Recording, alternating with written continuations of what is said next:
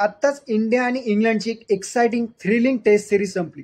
या टेस्ट सिरीजमध्ये दोन्ही टीमचा म्हणजे इंडिया असेल इंग्लंड असेल दोन्ही टीमचा परफॉर्मन्स तेवढाच चांगला होता आणि फायनली जी सिरीज होती ती 2-2 लेवल झाली. आता या सिरीजमध्ये जर आपण बेस्ट प्लेइंग 11 काय असू शकते हे जर काढायचा प्रयत्न केला मग ते दोन्ही टीमचे मिळून समजा इंडिया असेल आणि इंग्लंड असेल दोन्ही टीमचे प्लेयर्स मिळून पकडले तर बेस्ट प्लेइंग 11 या टेस्ट सिरीजसाठी काय असू शकते. सगळ्यात पहिले तर दोन ओपनर्स आणि ते दोन ओपनर्स असतील के.एल. राहुल आणि बेन डकेट. या दोघांनीही आपापल्या टीमसाठी खूप जबरदस्त परफॉर्मन्स दिलेला आहे.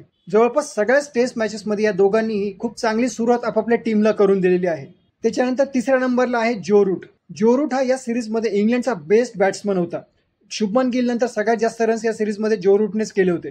जो रूट इंग्लंडसाठी वॉल म्हणून काम करत होता. चौथ्या नंबरला शुभमन गिल. शुभमन गिलने या सिरीजमध्ये कमाल केली. या सिरीजमध्ये सगळ्यात जास्त रन शुभमन गिलचे होते. 754 रन शुभमन गिलने केले. पाचव्या नंबरला विकेट किपर म्हणून ऋषभ पंत. ऋषभ पंत सुद्धा या सिरीजमध्ये तेवढ्याच चांगल्या फॉर्ममध्ये होता. विकेट किपिंग सुद्धा चांगली होती. सहाव्या नंबरला आहे सध्या तरी ज्याला टेस्ट क्रिकेटमध्ये one of the best allrounder मानलं जात आहे तो म्हणजे बेन स्टोक्स. बेन स्टोक्सने इंग्लंडसाठी कमाल केली. बॉलिंग आणि बॅटिंग या दोन्हीमध्ये बेन स्टोक्सने तितके जबरदस्त परफॉर्मन्स दिलेले आहेत. सातव्या नंबरला अजून एक बेस्ट ऑलराऊंडर तो म्हणजे रवींद्र जडेजा. या सिरीजमध्ये रवींद्र जडेजा जो बॅटिंगचा परफॉर्मन्स होता ना तो त्याचा जवळपास बेस्ट परफॉर्मन्स होता.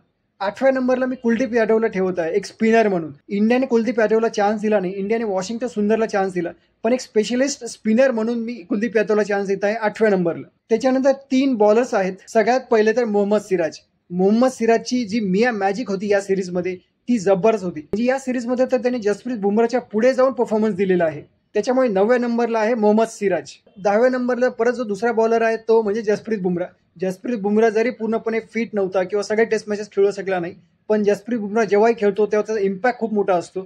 त्याच्यामुळे जसप्रीत बुमरा. आणि शेवटचा 11वा जो बॉलर असेल किंवा 11वा जो प्लेअर आहे तो म्हणजे जॉस टंग.